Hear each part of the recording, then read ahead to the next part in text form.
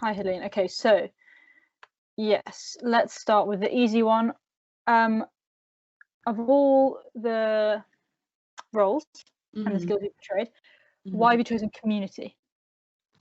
Oh, okay, that's a good question, because all of my friends kind of thought I was going to go for sports officer, because I've always been more in the sportsy side of things. Like, have been playing sports my whole life. Like right now, I'm the inclusion officer on Sports Exec as well.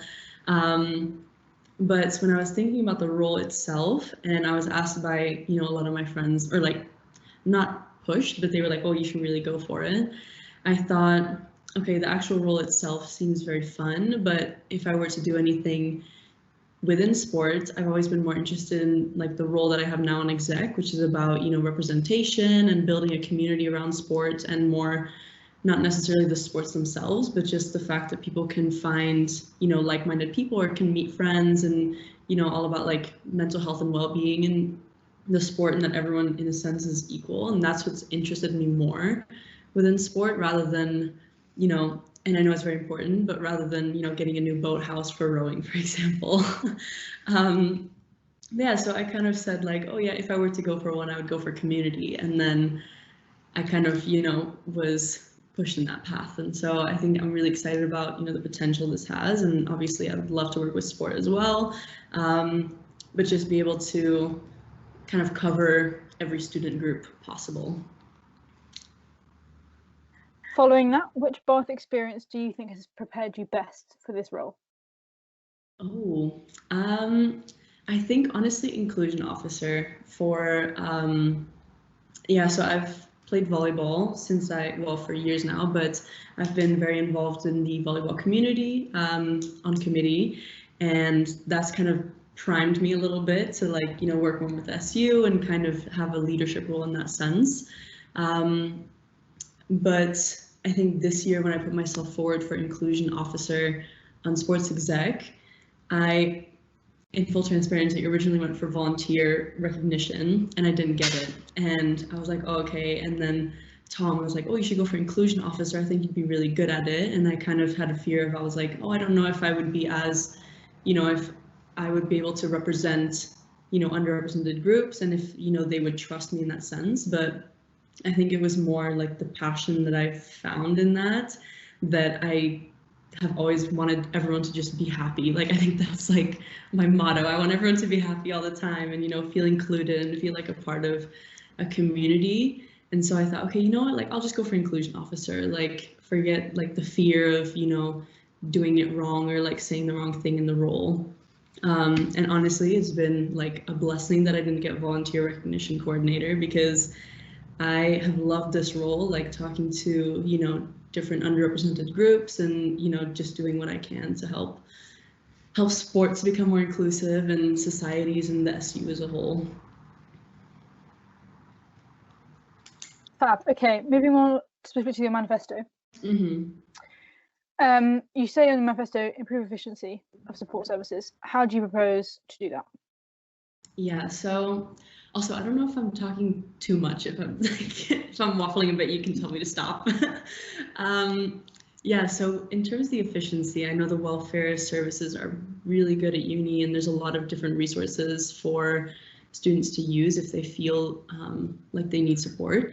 But I think there's also a sense that there's a lack of transparency and awareness of how well these work and how well the services are, how good they are in actually helping students. I know they are good, but there's no like statistics around, X amount of students come in, when they come out of the system, they feel better or they feel supported, and what groups come in and what groups come out. And I think just making sure that by tracking a lot of these things, so like weekly or monthly reports in a sense, might help see like how efficient are the services. Is there anything we need to work on? Is there a certain minority group that doesn't feel comfortable going to student services? So also a sense of, okay, who is using the services but who is not using the services, so who can we help feel more comfortable to use the services?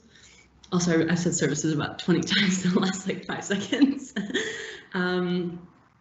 Yeah, so more in the sense of like reporting and statistics on students and maybe like, I don't know the right word, not forms, but kind of an analysis and evaluation of the students before they come to well-being. And then an evaluation of, you know, once they've done their 6 sessions, or if they need more sessions, how they kind of feel afterwards.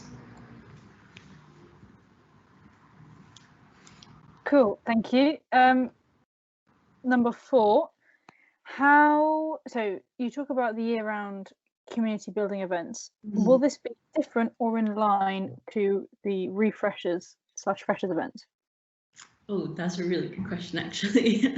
Because originally I had in my manifesto that I wanted to be a year-long Freshers Week, but I thought that kind of sounded a bit, you know, people are gonna be like, oh, are we gonna party every single day of the year? Like, not really, but yeah, so it is very much in line with the Freshers Week and Refreshers Week, but just providing those opportunities that you have in those 2 weeks throughout the whole entire year. So, you know, community building events and a chance to meet new people, a chance to try out new sports and societies, and just come into contact with these kind of things. And a big point of this is also like educational sessions for students, which we do have throughout, but like the sexual harassment video, for example, the consent video that they get shown in Freshers Week, that's kind of a one-off that people get shown, and, you know, providing those opportunities for students to see things like that throughout might also help with, you know, representation and harassment and discrimination.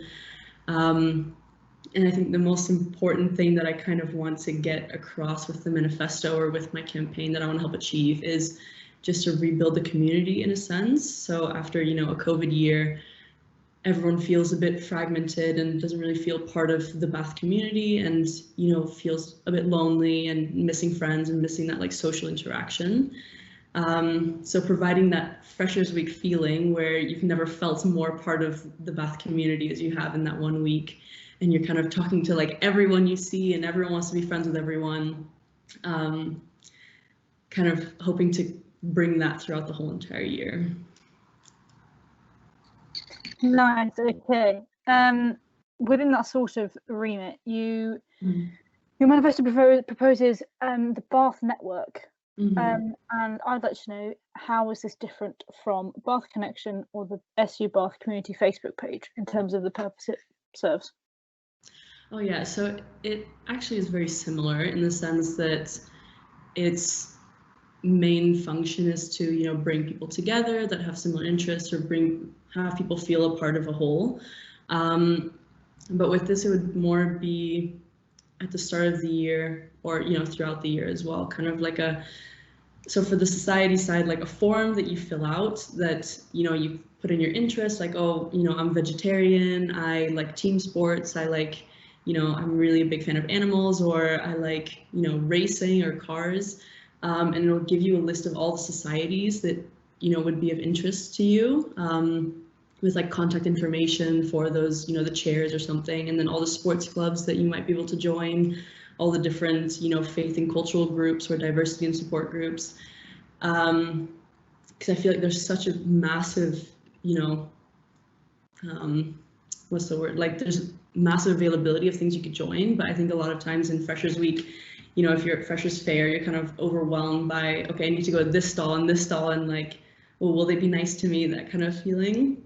And then the second part of that kind of platform that links it a bit to more like the community feeling is pairing you with people that have similar interests. So maybe someone that's also from Brazil and also really likes volleyball, for example, or, you know, kind of bring that, like, you can meet up and not like each other at all, but just kind of giving you the opportunity and making you feel like there's other people out there that are very similar to you, or, you know, a bit of a, I don't know if I want to call it like a friend making app sort of thing.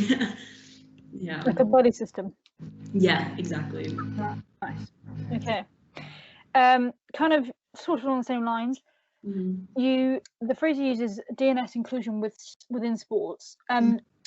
This is a bit specific, but how do you envision a successful collaboration with clubs who have previously had negative relationships with the SU, and as a consequence with DNS initiatives? I'm asking this also because you are part of a sporty clubs. I wanted to see if there's any. Yeah. So in the sense that they've kind of don't like to work with the SU, or they. Yeah, or sometimes people. I was mute there. Some clubs, I think, would say they feel patronised by certain SU initiatives, because there are differing stories to differing events, and for me, that proposal was quite bold. I wanted to see how you were going to work around that. Yeah, of course.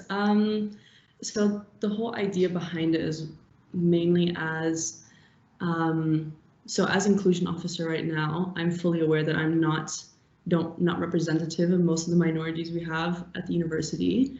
But I'm very passionate to learn from minorities and kind of try to be the best ally that I can be. But I know that there's a bit of a mismatch between, the diversity and support, which do such a good job of, bringing their community together and representing the views of their members.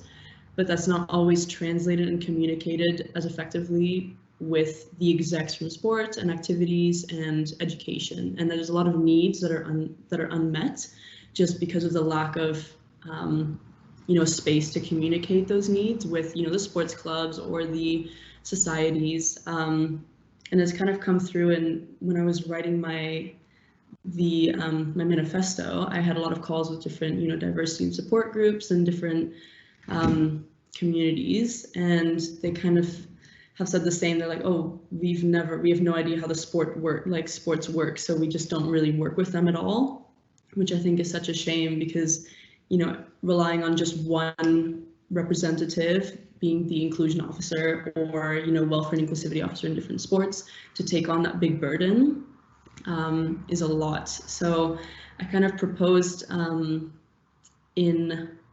bi-weekly or monthly meetings that have them be kind of open forums, that the diversity and support groups, the execs for different education, sports and activities can come together.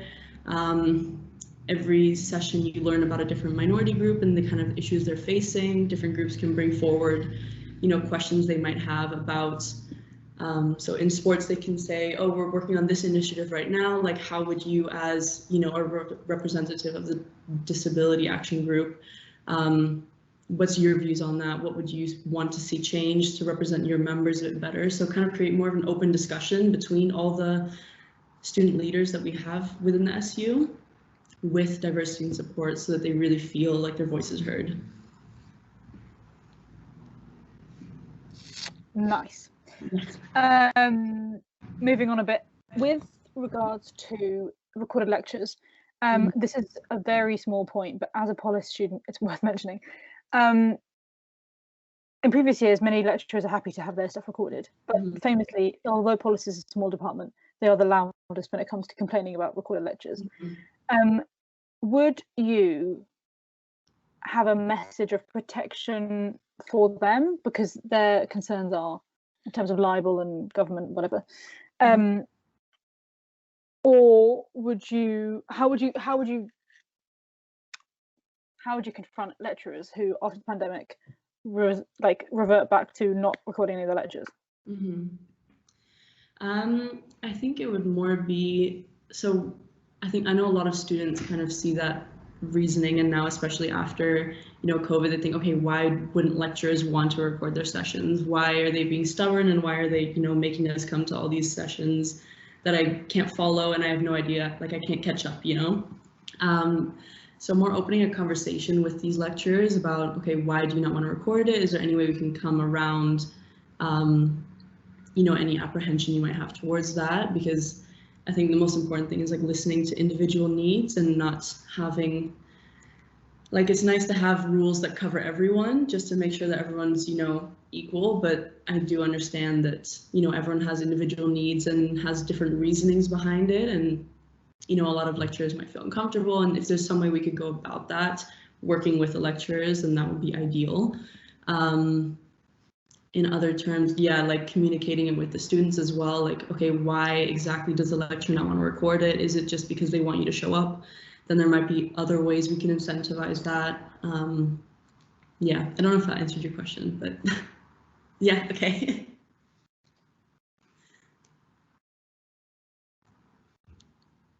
Sorry, the delay is I'm taking notes as we go. That's why I'm like, oh. Take your time.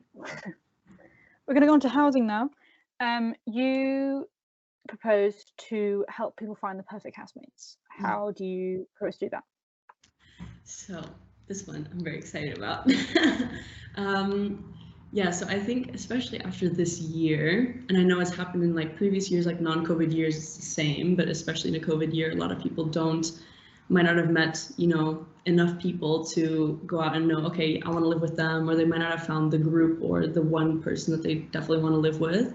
And I think a lot of it is also the students feel a lot of pressure around finding housemates and finding housemates quickly, that in, you know, October of their first year, for example, they're already freaking out and being like, oh my God, I'm just gonna grab the first person I see that lives in my flat, you know? But then, you know, after a year, you come back, maybe you have completely different interests at this point, and it kind of can cause some, you know, anxiety in the household if there's like disputes and things like that. So in a sense, which wasn't in my manifesto, and I'm kind of just talking, like thinking out loud right now as well, if that's okay. Making sure people know that they can wait and like wait to look for housemates and find the right people. But with this, it was mostly meant, there's already like housemate finding events on. So kind of taking that, making it bigger, making it more accessible to a lot of people, and in a way making, you know, like a forum or a way that people can communicate, okay, what kind of house are they looking for? How many people would they ideally want to live with? What's their budget, which is super important as well. Where would they want to live? So trying to match people based on also their interests or what kind of people they are. I know a lot of, you know, opposites attract and things like that, but trying to find people that, you know, fit well together. And then matching them like that, because I think there's a lot more that goes into play with finding the right housemates than just, okay, do we get on? It's, you know, financial, it's, you know, emotional, like physical, legal needs as well. Yeah. Nice. A regular obstacle for most SEO representatives that have to deal with housing is private landlords. How do you propose that private landlords in the city of Bath, who are not always very student friendly, will work with you / the SU? So this one's an interesting one, because I'll be honest, I don't know too much about, you know, housing, but I'm very keen to learn. I think, so as community officer, I would sit on, you know, the Baines Council as well. So kind of using the university as a backing and using the Baines Council as a backing, try to make kind of a proposal, or not necessarily a proposal, but like a case as to why they should work with, or not should work with us, but why it would be in their benefit to work with us and, you know, be more accommodating to students and sort of the benefits they could get. So possibly through, I know a lot of landlords aren't super keen on, you know, on student tenants, but with the student pad, for example, we could say that if students rate their landlord high enough, they could put their house on the student pad, which would be another revenue stream for them. I think a lot of times, because there are so many students and there is a growing population of students, it's kind of a secure source of funding for them. Like, it's a very safe bet for these landlords. So yeah, kind of creating more incentives for them as to why it would be beneficial for them to work with the SU. Maybe also listen to their needs. Maybe they don't even want students, and then at that point, you know, there's nothing that the SU can do about that, I think. Sorry, I'm gonna grab some water as well.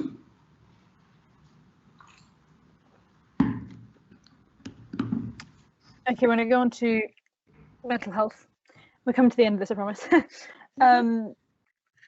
Okay, so you propose, and rightly so, that there should be mental health check-in calls while on placement.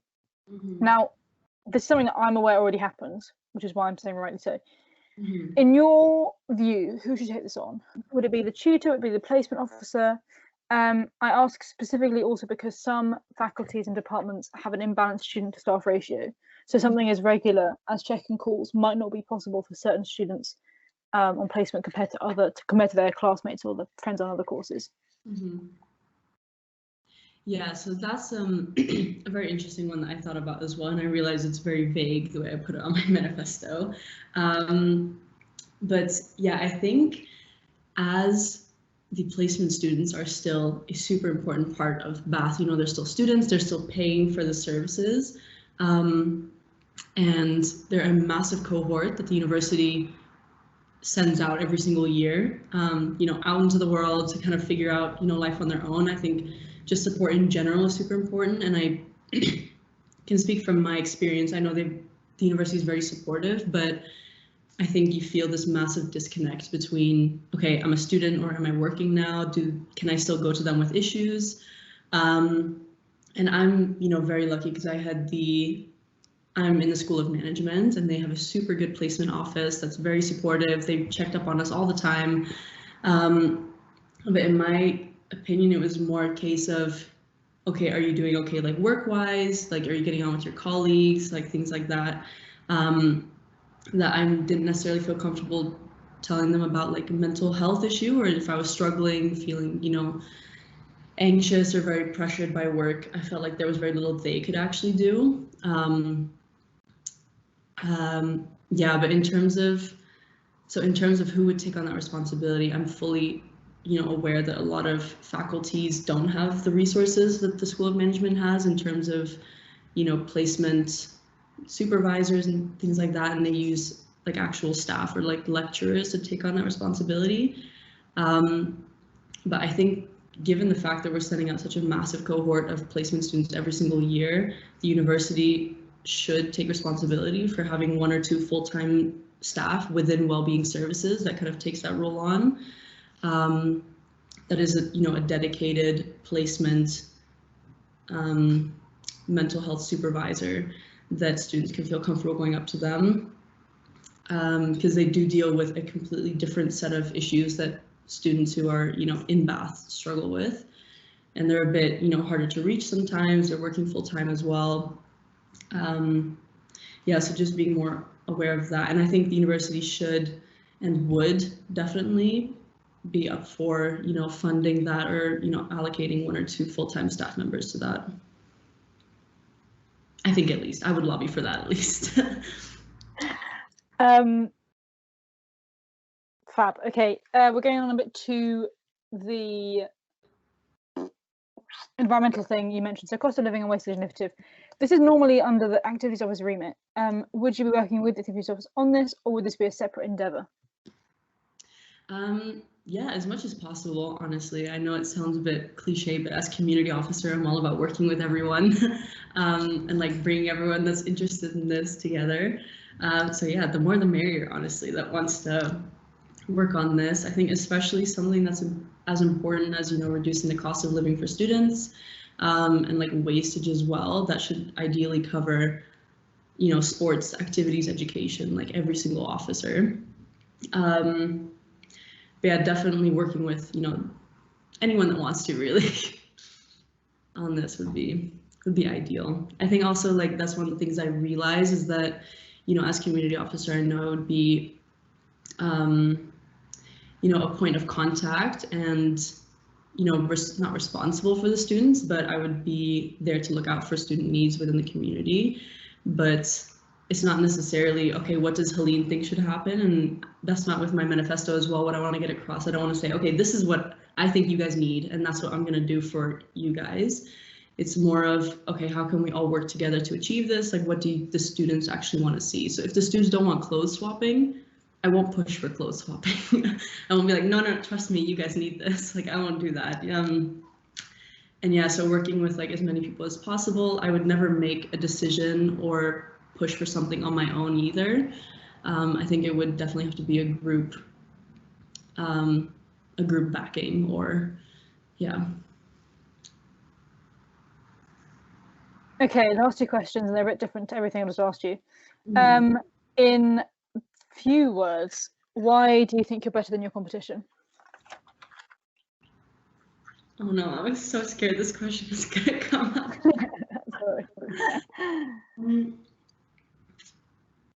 Although I know Meg is amazing, and I'm very excited to go up against her, and I'm very happy for either of us to win.